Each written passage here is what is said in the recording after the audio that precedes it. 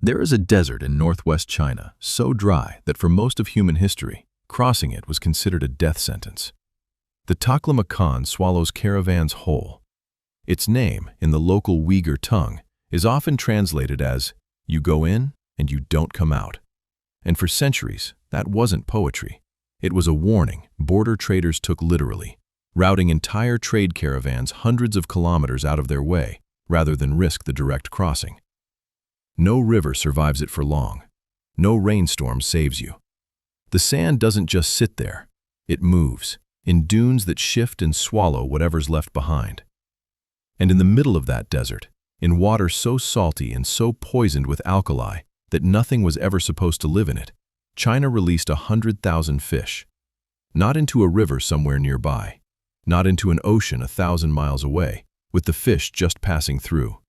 Into the desert itself. Into tanks dug directly into ground that, up until a few years earlier, had one single reputation: useless.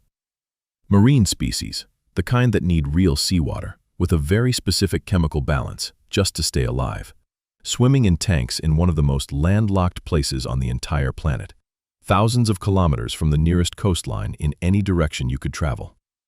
It should not have worked. For most of a century, engineers looked at land like this and saw only failure.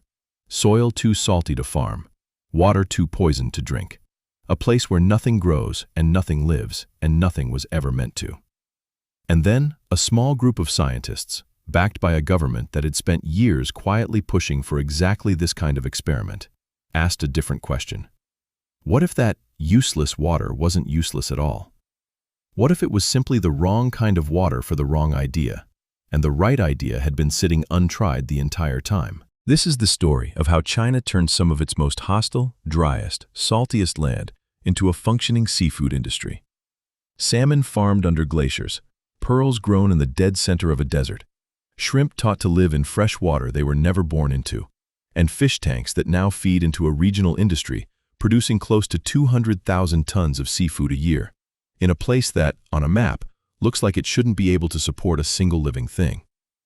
We're going to walk through exactly how they built it, who actually did the building, what went wrong along the way, and why, for all its genuine scale, this still isn't quite the fairy tale the headlines make it sound like.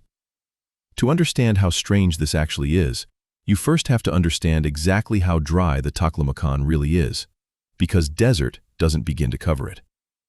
This isn't a rolling, scrubby, semi-arid stretch of land. It's the second largest shifting sand desert on Earth, a true sea of dunes, covering roughly 337,000 square kilometers, an area larger than the entire country of Germany, sitting dead center in the Tarim Basin, sealed off on every side by some of the tallest mountain ranges anywhere on the planet. The Tianshan Range to the north, the Kunlun Range to the south, the Pamirs pressing in from the west. Moisture rolling in off any ocean simply cannot reach it. By the time air currents have crossed those mountain walls, they've already dropped whatever water they were carrying onto the peaks outside, leaving nothing behind for the basin itself. The numbers here are almost absurd once you actually put them side by side. Across much of the Taklamakan, annual rainfall runs somewhere between 10 and 38 millimeters a year. That's not a typo, and it's not a low figure the way a drought-stricken farming region might describe a bad year. That's less water falling from the sky across 12 entire months than many cities receive in a single afternoon thunderstorm. Meanwhile, the desert's evaporation rate runs between 2,500 and 3,400 millimeters a year. Put those two numbers next to each other, and what you get isn't a mild imbalance you could shrug off. It's a desert that can lose well over 100 times more water than it ever receives, by some estimates, considerably more than that. Whatever moisture does exist out there doesn't get the chance to sit still, soak in, or support anything. The sun pulls it straight back out of the ground before a single root or a single fish could ever make use of it. And where water does manage to survive, pooling in low-lying basins, seeping up through cracked salt flats, sitting in isolated groundwater pockets, it's very often not water you'd want anywhere near a farm, or a garden, or a drinking well. Thousands of years of that relentless evaporation cycle have left much of the region's remaining groundwater and lake water heavily saline, and in places, alkaline enough to strip the life out of ordinary soil on contact. turning what should be fertile ground into a crust that nothing edible can take root in. This is the water engineers, for decades, simply called wasted. Not actively poisonous in the sense of a toxic spill, just chemically useless for the one thing everyone had always assumed water in a desert region ought to be used for: growing crops, and only crops. For most of the 20th century and into the 21st, that's exactly how China treated it. Wasted.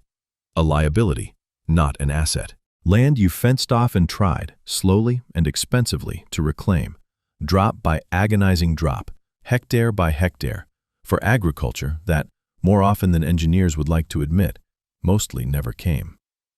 And Xinjiang itself is enormous, roughly 1/6 of China's entire land area, a region larger than every country in Western Europe combined, bigger than France, Germany, Spain, and Italy put together. A huge proportion of that vast territory is exactly this kind of terrain. Too salty to farm in any conventional sense, too far from any coast to fish in any conventional sense, too dry for almost anything except sand, salt, and silence. So here's the question that sat unanswered, or at least unacted on, for years. If you genuinely cannot turn saline, alkaline desert water into something a wheat field or a cotton crop can use, and after decades of trying, the evidence increasingly said you couldn't, not at any meaningful scale, could you turn that water into something else instead? Not fresh water, not farmland. Something entirely different. What if, chemically, that ruined water was already close to something useful? Just not the thing anyone had spent all their effort trying to force it into becoming. That question turned out to have a genuinely strange, almost counterintuitive answer. Because highly saline groundwater, as it happens, isn't chemically all that far removed from seawater. Different balance of dissolved ions, different overall concentration in most cases, but fundamentally, the same basic family of salts, sodium chief among them, sitting in solution the same way they do in an ocean. Which raises an idea that, the first time you hear it out loud, sounds almost like a joke rather than a serious engineering proposal. What if the fix for useless desert water wasn't to strip the salt out and make it fresh? What if the fix was to lean into the salt and push the water further until it behaved like the ocean instead? Say that idea out loud to almost anyone working in aquaculture back in the 2010s, and you would, quite reasonably, have been laughed out of the room. Xinjiang isn't just inland. It's about as far from an ocean as it is possible to be anywhere on the entire planet. A region so deep in the interior of Asia that it holds one of the strongest claims to being the point on Earth farthest from any open sea. Landlocked in every direction, ringed by mountains on nearly every side, sitting at the dead center of the largest continuous landmass on the planet. The nearest saltwater coastline, by any reasonable overland route, is well over 2,000 kilometers away, a distance roughly equivalent to driving from one end of a large country to the other, just to reach water you could dip a hand into. Building a seafood industry there isn't comparable to building one in a merely difficult coastal environment, the way you might in an area prone to storms or cold snaps. It's closer to trying to build a fishing fleet on a different continent from the sea it's meant to fish. And the water that was actually available locally came with its own brutal, tangled list of problems, each one enough on its own to end the conversation. Saline alkaline lakes and groundwater across Xinjiang aren't simply salty in some generic, uniform sense. The exact chemical composition varies wildly from site to site, shaped by whatever local rock, soil, and drainage history produced that particular pocket of water, and it rarely lines up neatly with what any given marine species actually needs to survive, let alone thrive. Real seawater isn't just salt dissolved in water. It's a very specific, tightly balanced cocktail of sodium, calcium, magnesium, potassium, and a long list of trace minerals, held in a fairly narrow ratio that marine life has spent hundreds of millions of years evolving around. Nudge that ratio too far in the wrong direction, and you don't get a slightly struggling fish that adapts over time. You get a dead one, often within hours. Then there was the containment problem. Less glamorous than the chemistry, but just as capable of sinking the whole idea before it started. Dig a tank into saline alkaline desert ground and fill it with carefully, expensively balanced water, and you're not simply fighting evaporation pulling moisture off the surface. You're fighting the ground itself, from below. Left untreated, that engineered water will simply leach straight down into the surrounding sand and salt, disappearing into the earth within days, taking a small fortune's worth of carefully dosed minerals down with it. Any real, lasting solution to this problem wasn't only going to be about chemistry, it was going to have to be structural. Physical containment robust enough to hold engineered water in a landscape that has spent millennia perfecting exactly one skill: soaking up and evaporating away every single drop of moisture that ever touches it. And even assuming you'd somehow solved both of those, the chemistry and the containment, you still had to actually get the fish there in the first place, alive, which is very much its own separate nightmare. Marine fry don't survive being shipped the way dry cargo does, boxed up and left alone for days. They need to travel alive, suspended in water, oxygenated, temperature-controlled, across a distance that, from China's coastal hatcheries all the way to the deep interior of Xinjiang, can mean days of continuous overland transport. Through summer heat that can push desert surface temperatures well past what any marine species could tolerate directly. Through the vibration and stress of a multi-day truck or rail journey. Through a logistics chain that has essentially zero margin for error at any single link.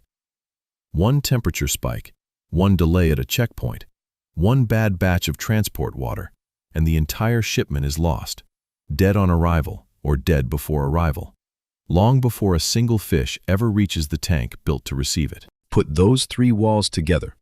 Chemistry that has to be engineered from scratch and monitored constantly. Ground that actively wants to swallow your investment the moment you stop watching it. And a live transport logistics problem spanning a continent's worth of distance with no room for error. And you can understand exactly why, for a very long time, essentially nobody seriously attempted this. The idea of real marine aquaculture in the geographic heart of the Taklamakan wasn't just difficult in the way most ambitious engineering projects are difficult. On paper, worked through honestly, it looked close to flatly impossible. The break didn't come as a single flash of insight from nowhere. It came from a deliberate, government-backed reframing of the entire problem, one that started years before a single fish ever touched desert water. Starting in 2017, Chinese agricultural authorities began actively encouraging researchers and companies to explore saline alkali aquaculture specifically, not as a side curiosity, but as a genuine policy priority, backed by funding and research time. That's worth sitting with for a moment, because it changes the shape of this story. This wasn't a lone inventor stumbling onto a lucky discovery. It was years of patient, funded, iterative research, quietly building towards something, long before the world ever heard about 100,000 fish going into desert sand. Out of that multi-year push came a narrower, more solvable question than, how do we bring the ocean to the desert? Researchers instead started asking, what does a given fish actually need, chemically, to survive and grow? And can we manufacture exactly that, locally, out of the saline water we already have far too much of?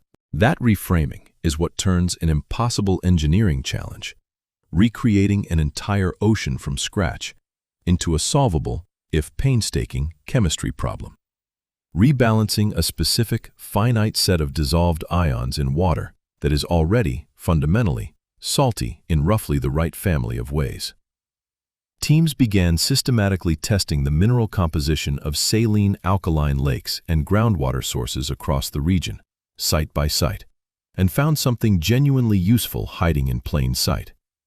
In several locations, the underlying chemistry wasn't hostile to marine life at all. It was close.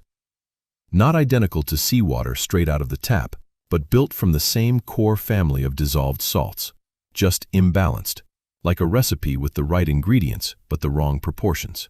With the right corrections, primarily targeted adjustments to calcium, magnesium, and potassium levels, that water could be pushed into a range where real marine species could not just survive the exposure, but actually grow, breed, and behave the way they would in open ocean water. Two distinct technical paths emerged from that broader insight, developed and refined through years of patented experimentation, and, this is worth being precise about, because it's a detail most retellings flatten into one simple trick. They are not the same technique, even though they're solving the same underlying problem from two different directions.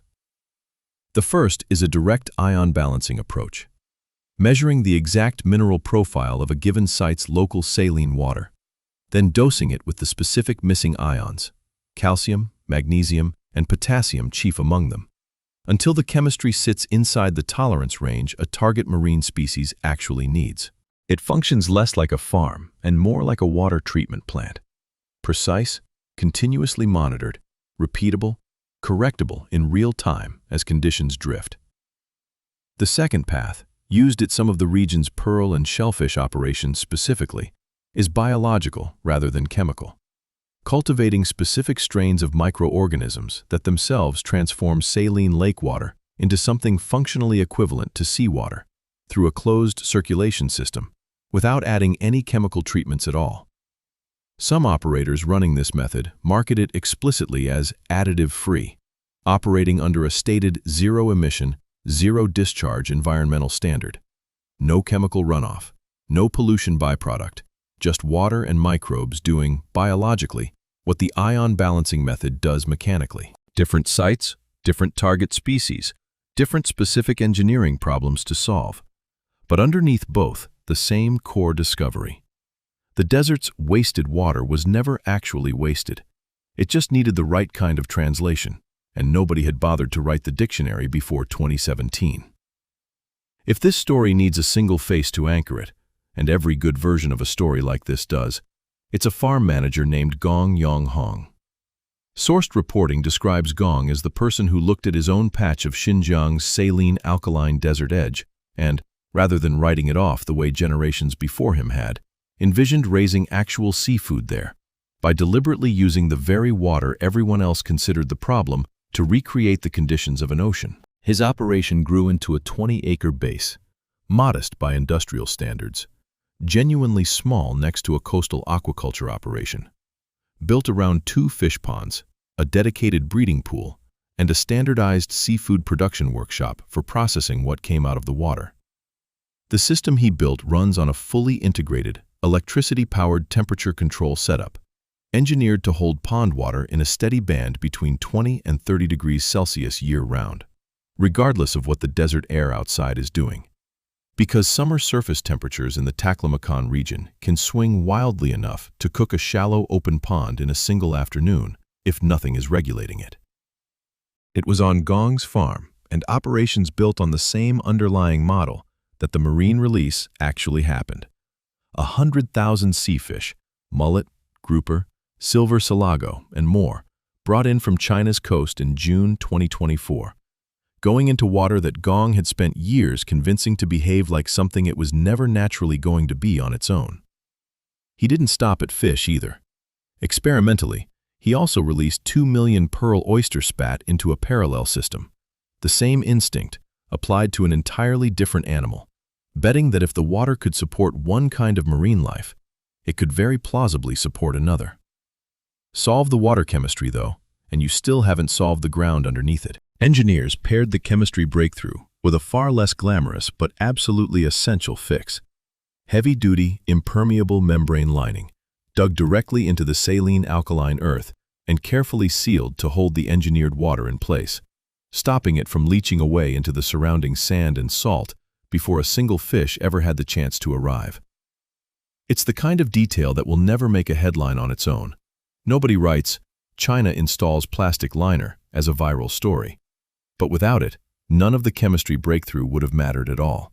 You'd simply be pouring carefully, expensively balanced artificial seawater directly into the desert floor, and watching the desert, patiently and efficiently, take it right back.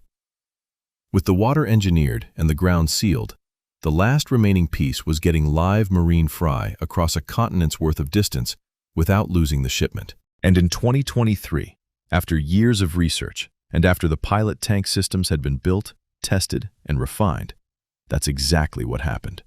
The first real release. 100,000 marine fry, transported from coastal hatcheries all the way into these newly built saline alkaline tanks deep in the Taklamakan region. Water that virtually everyone, for the better part of a century, had assumed could support nothing at all, was suddenly holding fish that, by every ordinary rule of geography, had absolutely no business being anywhere near that patch of sand. None of this happened without real, substantial doubt, and it came from people with entirely legitimate reasons to be skeptical, not from reflexive naysayers dismissing something they hadn't looked at closely. Marine aquaculture is difficult enough to get right on an actual coastline, with real, unlimited seawater on tap, and centuries of accumulated, hard-won industry knowledge behind every decision. Attempting it in the literal geographic dead center of a continent, using water that had to be reverse-engineered, ion by ion, from a desert lake nobody had ever farmed before, struck a lot of experienced aquaculture professionals as more of a headline-friendly stunt than a serious, fundable strategy. The kind of flashy pilot project that photographs beautifully for a press release and then quietly, embarrassingly fails within a single season, once the novelty wears off and the water chemistry inevitably drifts. The doubts weren't unreasonable, and it's worth taking them seriously rather than framing this as skeptics simply being proven wrong by an obviously good idea in hindsight. Marine species are notoriously, unforgivingly sensitive to water chemistry. Even licensed, professionally run coastal fish farms with decades of institutional experience lose entire stock populations to chemistry swings they didn't catch quickly enough. And those operations have the natural ocean sitting right next to them as an emergency backup and a reference point. Trying to hold an entirely artificial, human-engineered version of that same delicate chemistry stable, at real production scale, thousands of kilometers from the nearest natural ocean to fall back on if something went catastrophically wrong, was a genuine and serious risk, not a manufactured one for dramatic effect.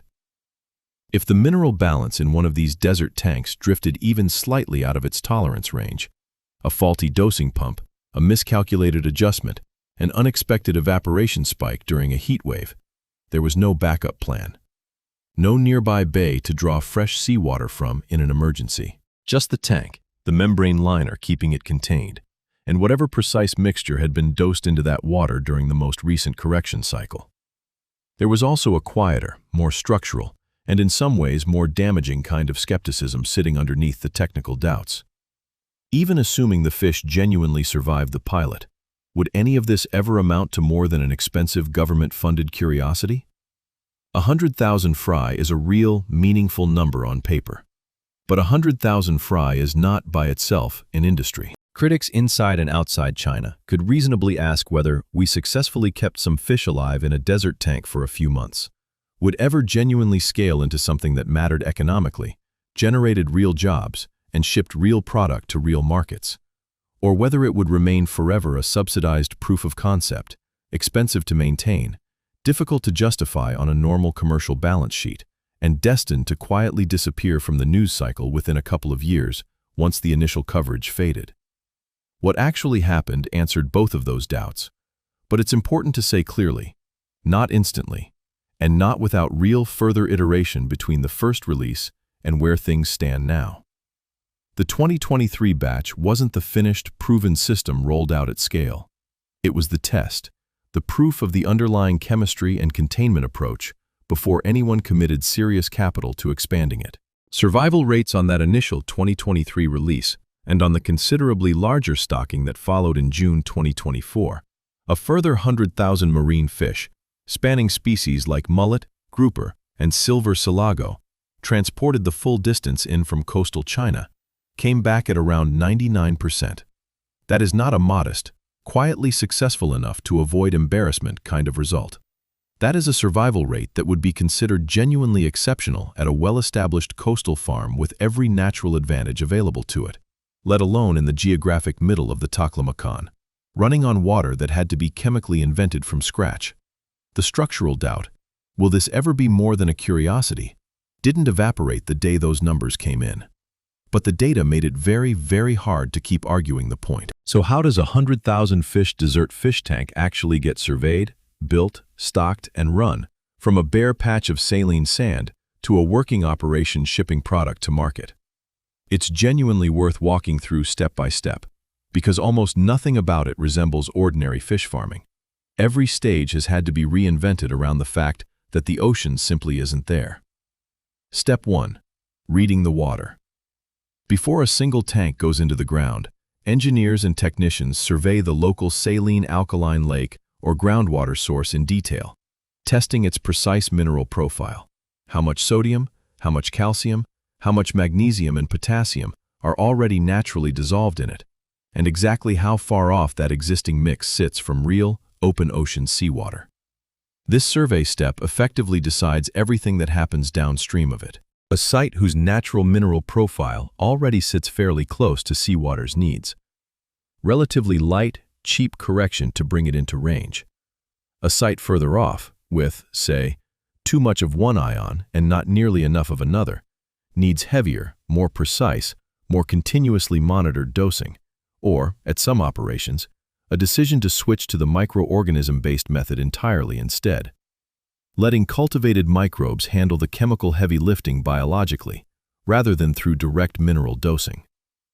Getting this first read wrong doesn't just waste time, it can doom every step that follows before construction even begins.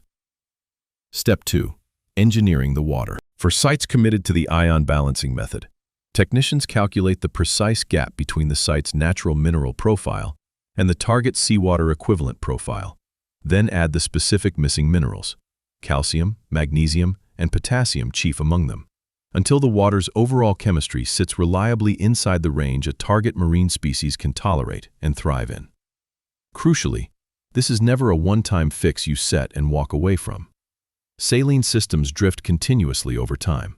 Fish respiration changes dissolved gas and mineral balances. Waste and uneaten feed accumulate and decompose. Evaporation under the relentless desert sun concentrates whatever's left behind into a smaller and smaller volume of water. So the mineral balance has to be actively, continuously monitored and corrected on an ongoing operational basis, day after day, not simply calculated once at the start and forgotten. Step 3. Sealing the ground. Before any engineered water goes into a tank permanently, the site itself has to be lined. Thick, purpose-built, impermeable membrane material dug directly into the saline alkaline earth and carefully sealed at every joint and edge, engineered specifically to stop the tank's carefully, expensively balanced water from leaching straight down into the surrounding sand and salt the way it naturally wants to. Picture it less like a traditional farm pond, open at the bottom to the earth beneath it, and more like an enormous swimming pool sunk directly into the desert floor. A fully closed, controlled, artificial system, rather than an open cut into natural ground the way freshwater aquaculture usually works almost everywhere else on Earth. Step 4. Building the recirculation system. Because engineered saline water is neither infinite nor cheap to produce, none of these systems are designed around the assumption that you simply fill a tank once and top it up freely from a nearby well whenever levels drop. Instead, water is continuously cycled through settling tanks and biological filters that physically strip out solid waste, uneaten feed, and other organic material.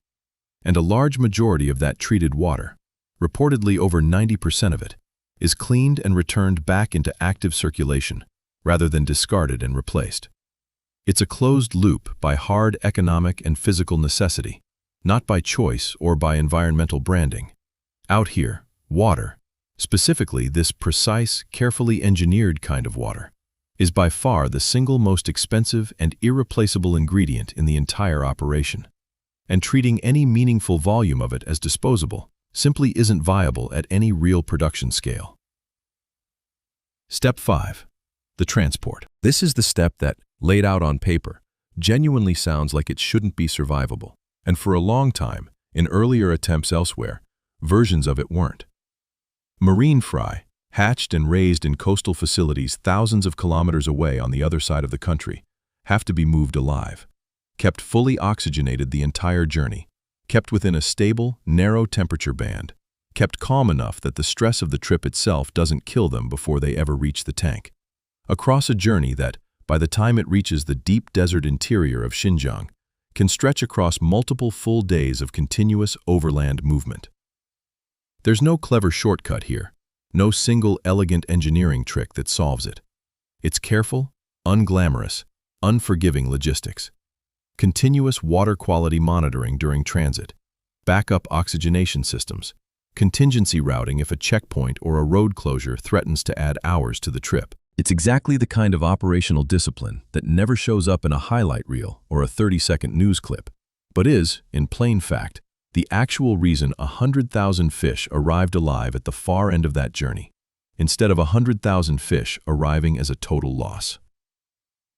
Step 6. Stocking and growth.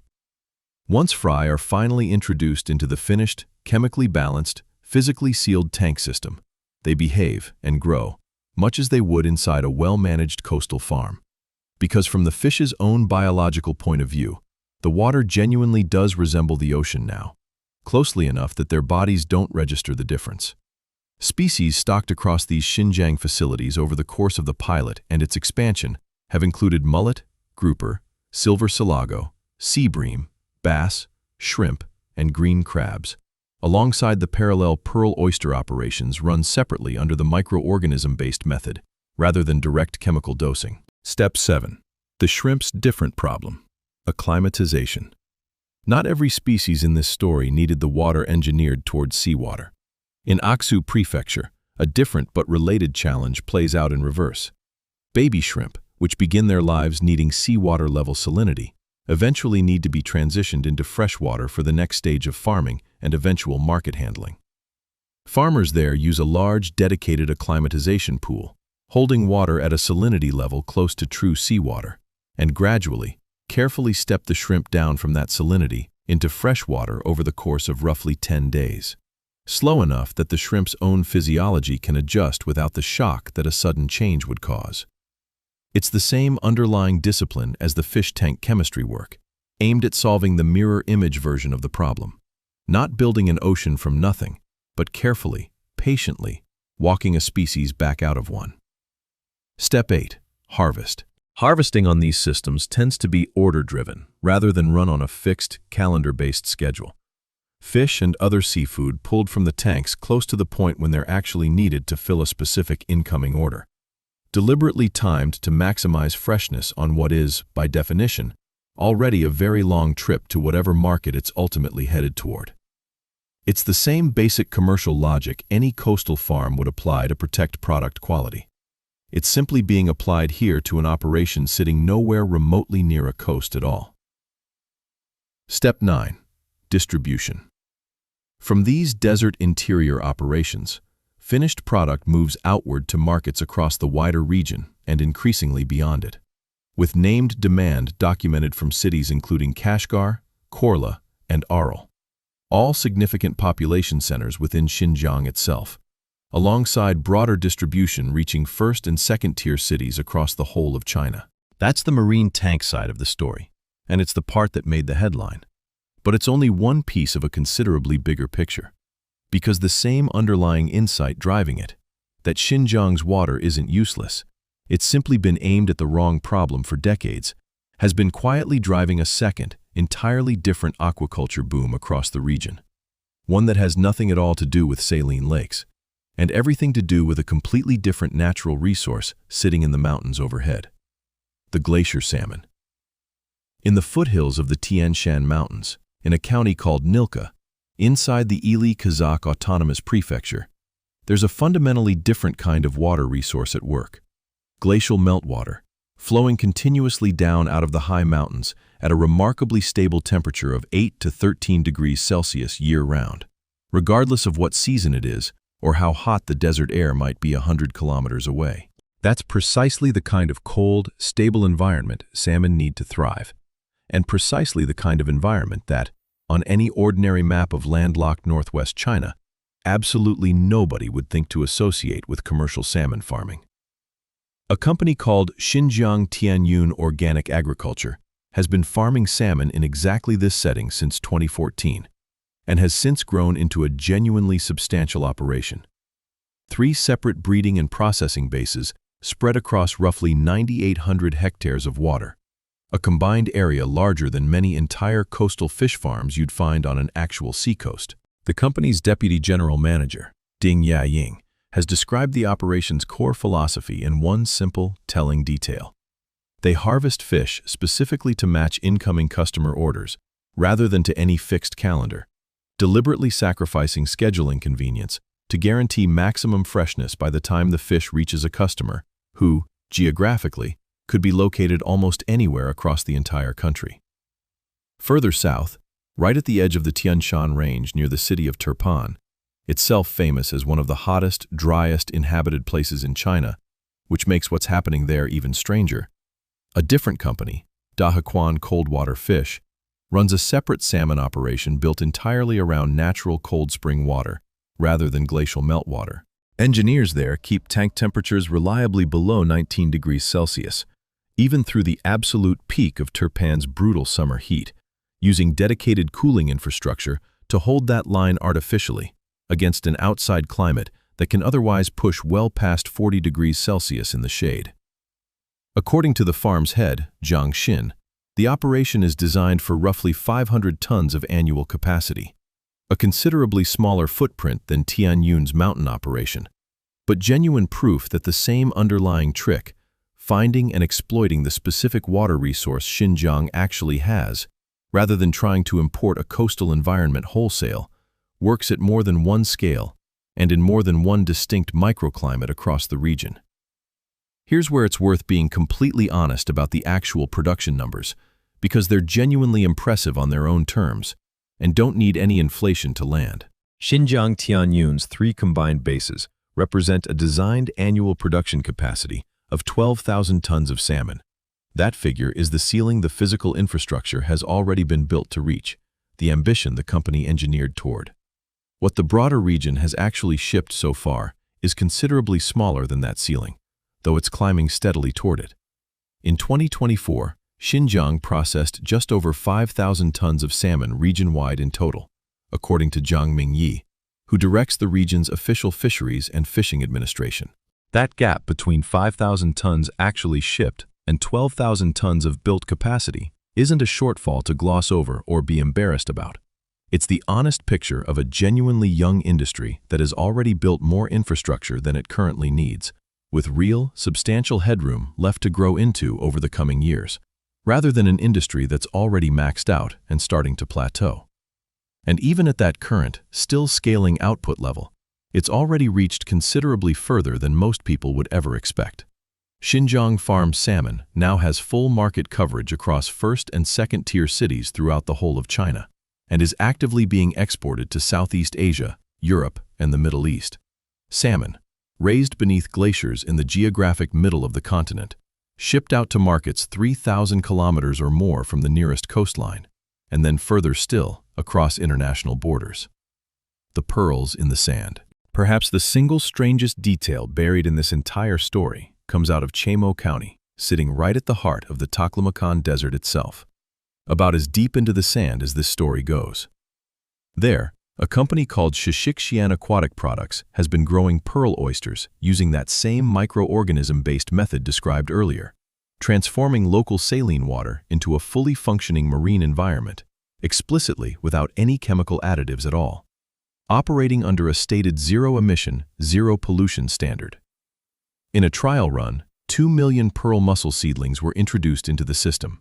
The same figure, and quite plausibly the same underlying project, connected to Gong Yonghong's experimental release described earlier. Survival rate on that first batch, over 99%, matching the extraordinary numbers coming out of the fish tank side of the operation almost exactly. Pearls, the kind of luxury product most people would instinctively associate with tropical lagoons, warm coastal shallows, and centuries-old established coastal industries in places like Japan or the South Pacific. Grown instead from oysters living in tanks built into some of the driest, most physically inhospitable ground anywhere on the planet. It's worth being precise about one specific point here, because it's tempting to oversell it. These oysters, like every bivalve species, are natural filter feeders purely as a matter of basic biology. That's simply how the animal survives in any environment, filtering nutrients directly out of the surrounding water as its primary feeding mechanism. What isn't documented anywhere in the available reporting is a specific claim that Xinjiang deliberately engineered these particular oysters as a formal water treatment stage, feeding cleaner water forward into other tanks downstream. They're a genuine product in their own right, grown specifically for the pearls themselves, living in water that the same broader technique, microbial transformation of saline groundwater, made livable for them in the first place, Nothing more elaborate claimed than that. The lakes that were already there. Not every part of this broader story required building an entirely artificial system from nothing. A meaningful piece of it simply meant rethinking natural water that had been sitting in Xinjiang the entire time, waiting for someone to look at it differently. Boston Lake, in Bohu County, is the largest lake in the entire region, sprawling across more than 1,600 square kilometers of open water, and functioning as the largest fishing production base in Xinjiang, and arguably across the whole of northwest China. Since 1989, the county has enforced a strict seasonal fishing ban to protect the lake's natural stock, paired with ongoing, deliberate restocking programs and sustained public education campaigns on fishing regulations. A genuinely long-running, multi-decade conservation effort, not some recent addition tacked onto a marketing story. The lake supports 32 documented fish species, including grass carp, silver carp, common carp, and pond smelt, and in the most recent full year on record, it yielded 5,300 tons of aquatic product, with officials openly expecting that figure to top 6,000 tons as ongoing restocking efforts continue to take hold. Layered on top of the fish, the county has also built out a genuine ecological crab farming line at the lake. Every September, crab harvested from Boston Lake ships out to major markets in Shanghai, Zhejiang, Guangdong, and Jiangsu provinces, well over 1,000 kilometers away. In 2023 specifically, the lake set a real record year for that crab harvest. Over 4,000 tons pulled from a single inland lake in the middle of a landlocked desert region. Further into the mountains, Salmon Lake tells a slightly different, quieter version of the same broader story. Back in 1998, fish eggs from a cold-water whitefish species called Coregonus peld were imported from Russia and hatched at a dedicated breeding center built specifically for that purpose. More than 600,000 fry from that very first hatch were released into the lake, and today, Salmon supports a complete, self-sustaining industry chain built around that single imported species. Hatching, stocking, harvesting, processing, and even direct-to-table restaurant service on site, all constructed around a fish that, 30 years earlier, didn't exist anywhere in the entire region. And then there's Swan Lake, which might be the most quietly remarkable single site in this whole story, because it isn't really a lake at all in the traditional sense of the word. It formed naturally along alkaline drainage channels on the southern bank of the Tarim River, in water that for a very long time was simply considered discarded runoff, useless in exactly the same way the desert's broader saline groundwater had always been assumed to be useless. A researcher at Tarim University, Associate Professor Song Yang, led a team that developed a genuinely integrated model here, treating 3 separate problems as one combined solution: reusing the wastewater directly, running active aquaculture inside it, and channeling the same system to support nearby desert irrigation, all at once, rather than solving each piece in isolation. Today, 8 separate aquaculture companies and cooperatives operate across more than 1,500 mu of breeding water at the site, with projected annual production value above 30 million yuan. And there's a genuine ecological payoff here that nobody was specifically trying to engineer when they started. After fish farming took hold at Swan Lake, bird species diversity in the surrounding area rose sharply, wild birds resettling in numbers that hadn't been documented there before, in what local researchers describe, with a nice bit of understated phrasing, as fish reducing salinity and alkalinity in the surrounding land. A side effect nobody planned for going in, and quietly one of the more hopeful details buried anywhere in this entire story. Put all of that together, the desert tanks, the mountain salmon, the desert pearls, the rehabilitated lakes, and the actual scale of what's happened across Xinjiang over the past several years is genuinely hard to overstate. In 2023, the region's total aquaculture output reached roughly 184,000 tons, generating more than $530 million in revenue. By 2024, that figure had climbed to somewhere close to 200,000 tons. The exact number varies slightly depending on which official report you read, but every source agrees on the direction and the magnitude. Sharply, consistently up, year over year, in a region that most people, anywhere in the world, would confidently assume has no seafood industry to speak of at all.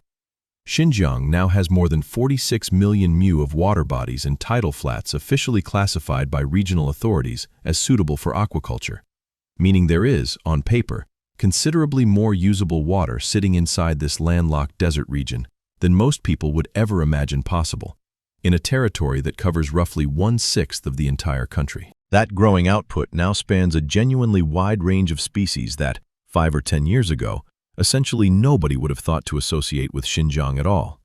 Pacific white shrimp and Australian lobster, the latter sold as far away as Singapore. Grouper and prawns, raised at a dedicated facility in Atux. Crabs, giant freshwater prawns, crayfish, snakeheads, and soft-shelled turtles, farmed at Tualaganji village in Hotan Prefecture and shipped out to markets nationwide. Salmon exported to Southeast Asia, Europe, and the Middle East. Pearls grown from oysters living in tanks at the literal heart of the Taklamakan itself. Shrimp carefully walked, step by step over 10 days, from seawater salinity down into freshwater in Aksu. None of it existed at anything close to this scale a single decade ago. All of it traces back to the same core realization, first backed by government policy in 2017, and finally proven out in the desert sand in 2023. Water that everyone had quietly written off as wasted, too salty for crops, too far from any sea for fish, was never actually wasted at all. It simply needed the right translation, and someone willing to spend years working it out before claiming victory. And the survival numbers underpinning all of it have held up consistently, not just in the original 2023 pilot, but across every batch that's followed since.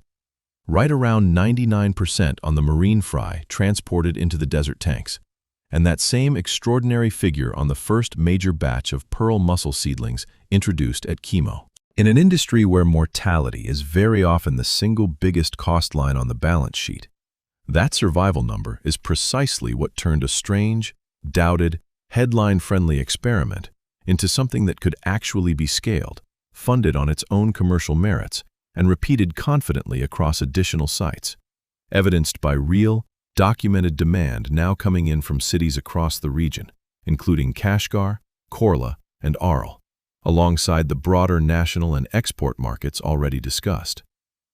Here's the part that's worth being completely, deliberately honest about, because it's tempting, and a lot of coverage of this story has given in to the temptation, to tell it as China turned a desert green. That's not quite what happened, and being precise about the real version doesn't make it any less remarkable. If anything, it makes it more interesting, because it's a more specific, more grounded kind of achievement than the sweeping version.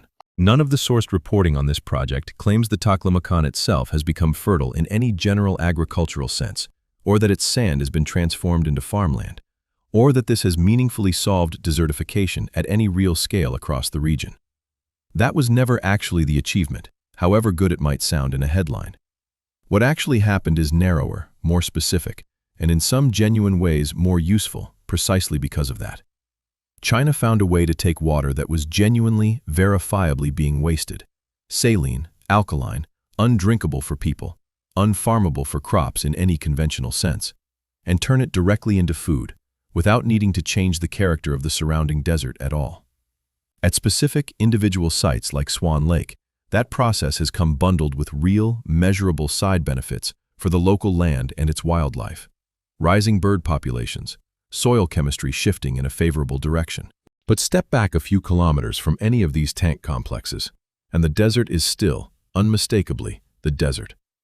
The sand hasn't gone anywhere, and nobody involved in this project is claiming otherwise. What's actually changed is that a resource almost everyone had quietly given up on decades ago, water, too chemically broken for its originally intended use, turned out to have a real, valuable use nobody had seriously and systematically tried, sitting untouched the entire time in a completely different industry than the one everyone kept trying to force it into. That's arguably the more useful lesson sitting underneath all of this, once you strip away the more sensational framing. Not that impossible places can suddenly be made easy with enough ambition, but that useless is very often just a description of a mismatch between a resource and the use someone's insisting on trying to put it to. The wrong tool aimed at the wrong problem for decades, rather than a genuine, Permanent dead end with no tool that could ever work. 100,000 fish swimming in carefully engineered seawater in the middle of one of the driest, most hostile places on the entire planet is what happens when a government, a research community, and eventually one farm manager with a 20-acre plot of sand finally get around to asking the second question, instead of quietly giving up the moment the first, obvious approach fails.